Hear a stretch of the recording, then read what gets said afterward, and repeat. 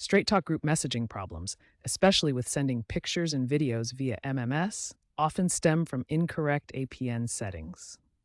APN settings are network configurations that let your phone connect to Straight Talk's data network for MMS. First, identify which network Straight Talk uses for your SIM, Verizon, AT&T, or T-Mobile. Next, find the correct APN settings for that network.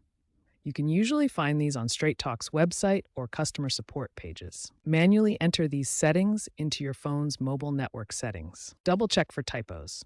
Finally, restart your phone. Many users report this immediately fixes the issue. If not, proceed to the next step.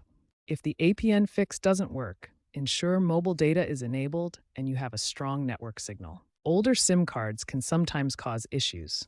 Consider requesting a new one from Straight Talk.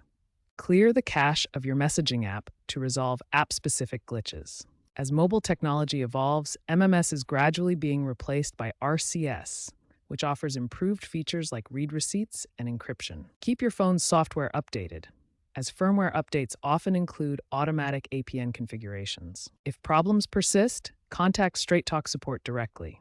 They may have specific solutions for your device or area.